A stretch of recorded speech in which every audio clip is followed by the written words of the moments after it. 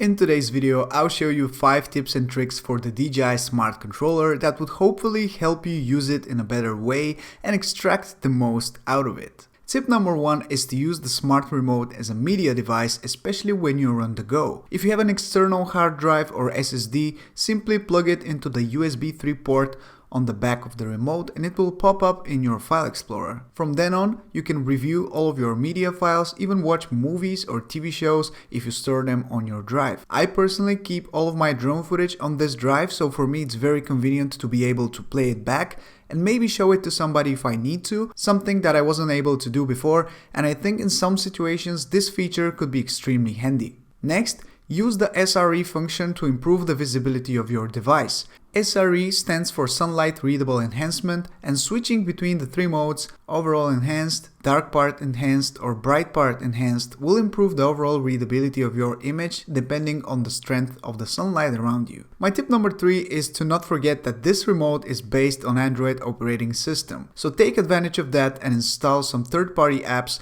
to enhance your overall flight experience. I personally always use UAV Forecast to check if the weather conditions are okay to fly, and it's quite useful to show me the wind speed at different altitude levels, but I also use AccuWeather for more in-depth weather forecasts so I can plan my flights accordingly. You can even install some games if that's what you're into, but keep in mind useful drone apps such as Drone Deploy or Litchi are not yet available for the Smart Remote, although I hear they should be in the very near future. Number 4 is all about ease of use and using the remote at its full potential by using the quick shortcuts. Simply hold the back button until the remote vibrates and you'll see a pop-up on your screen. From here you can quickly and easily go back to the home screen, open your recent apps, adjust the volume or brightness, or start recording the screen. It's all shown in the button combination settings menu, and remembering those shortcuts could save you some precious time when you use the remote. And finally, my last tip is to make sure you use the Go Share feature of the remote,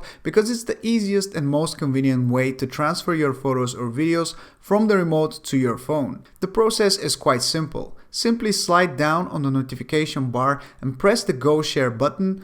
This will open up a QR code which you need to scan with your phone from the DJI Go 4 app. Simply open the app on your phone, go into the editor and open the Go Share tab on the top, from where you can easily scan the QR code. Once you do that, you'll be able to quickly share the files between the remote and your phone, and every new photo or video you take will instantly show up in your album and you'll be able to download it to your device for sharing. I hope you found these tips useful. If you did, please drop a like on this video and don't forget to subscribe.